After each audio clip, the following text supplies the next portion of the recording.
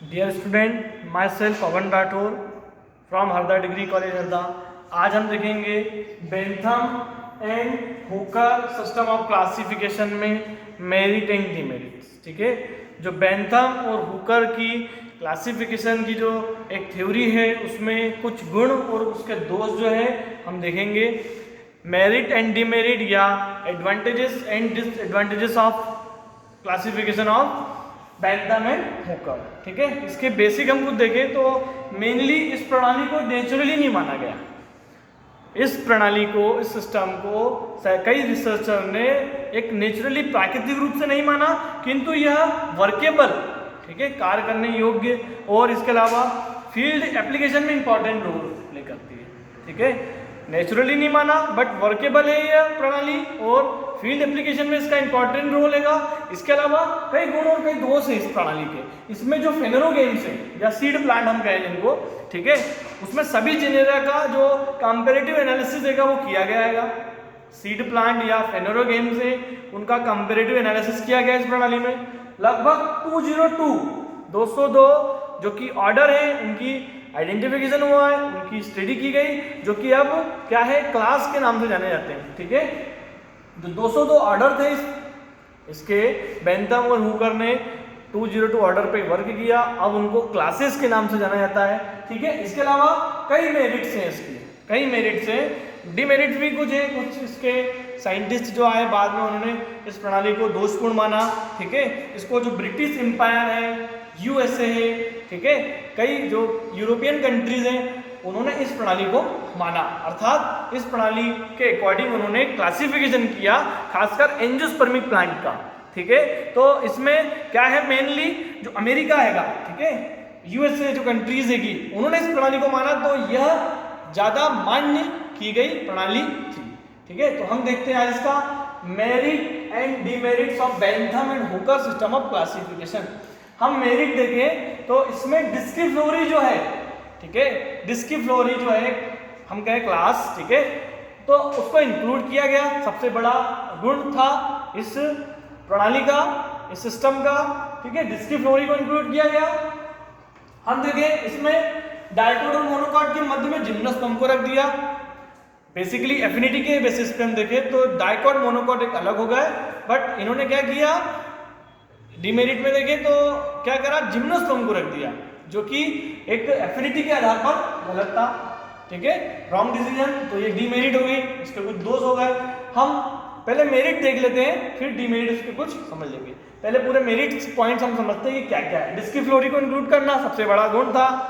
इसके बाद many group, जो भी बहुत सारे ग्रुप थे उनको एक्वाटिक, टेरेस्ट्रियल, है ना, जली वातावरण वाले या हम कहें स्थल पे पाए जाने वाले जो भी प्लांट्स है, उसके लक्षणों के आधार पर उनको डिवाइड किया गया और उसका अरेंजमेंट किया गया। ठीक है, इसका सबसे बड़ा गुण था। इसमें फ्री और फ्यूज टाइप के पेटल्स पर अधिक जोर दिया गया, अर्थात स्वतंत्र और संयुक्त प्रकार के जो पेटल्स होते हैं उस पर अधिक जोर दिया गया, मतलब कि उनको इंक्लूड किया गया, शामिल किया गया। ये सबसे बड़ा इसका क्या था, गुण था, प्रॉपर्टीज थी। और डायकॉट प्लांट थे, डायकॉट को पॉलीपेटेली, गेमोपेटेली, ठीक है, 3 इसकी श्रेणियां डिवाइड करी, पॉलीपेटेली, गेमोपेटेली एंड मोनोक्लेमाइडी। ठीक है, तो ये भी इसका सबसे बड़ा एक गुण है, प्रॉपर्टीज है कि मेरिट है, तीनों को शामिल किया गया, पॉलीपेटेली, मोनोक्लेमाइडी और गेमोपेटेली। इसके बाद मोनोकॉट में जो एक बीजपत्री पौधे होते हैं उनमें ओवेरी जो होती है, अंडाशय जो होता है, और पेरियन जिसको हम कहते हैं परितल्पुन, ठीक है, उनका जो रिलेटिव पोजीशन था, आपस में सापेक्षिक दूरी होती, उसके कैरेक्टर्स के आधार पर उसको क्या करा, उन्होंने बल दिया, स्ट्रेस दिया, अर्थात जो मोनोकॉट में ओवेरी और पेरियन थे उसकी जो रिलेटिव पोजीशन उस पर ज्यादा जोर दिया। इसकी खासियत थी जीनस जो होता है, हमको पता है जीनस क्या होते हैं। ठीक है, तो जीनस से क्या हुआ, उन्होंने सब जेनेरा और सेक्शन में डिवाइड किया ताकि नॉमेनक्लेचर आसान हो। किसी भी प्लांट का नॉमेनक्लेचर इंपॉर्टेंट होता है। नॉमेनक्लेचर के लिए बाइनोमियल नॉमेनक्लेचर सिस्टम बताया गया, जिसमें कि क्या होता है, 2 नेम होते हैं, first name is genus and second name is species name. ठीक है, तो इन्होंने जेनेरा, जीनस नेम देखे, तो जीनस से सब जेनेरा डिवाइड किए। ठीक है, और सेक्शन में डिवाइड करने के बाद नॉमेनक्लेचर इजी पड़ा, और आगे जो वैज्ञानिक आए उन्होंने भी क्या करा, इसका सामान्य रूप से इस थ्योरी को माना, इस जो क्लासिफिकेशन को माना, फॉलो किया, और क्या किया, आगे प्लांट्स का क्लासिफिकेशन आसानी से किया। इसमें डाइकॉट जो प्लांट थे, द्विबीजपत्री पौधों को मोनोकॉट से पहले रखा, अर्थात द्विबीजपत्री पौधे पहले और एक बीजपत्री पौधे बाद में, ठीक है।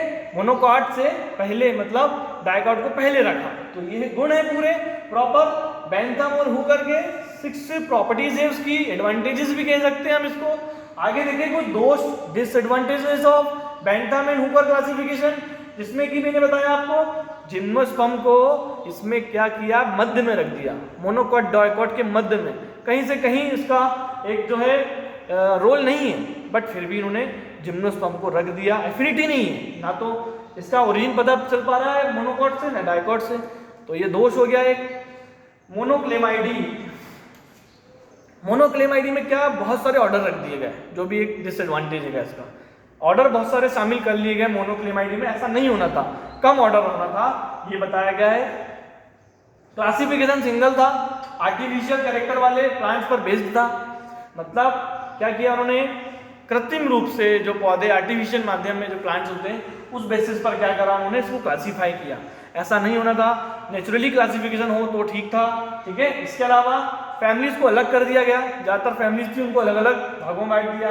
इसमें पॉलीपेटेली जो है, ठीक है, पॉलीपेटेली जो के ऑर्डर है उसमें क्या करा उन्होंने, इंफीरियर ओवेरी,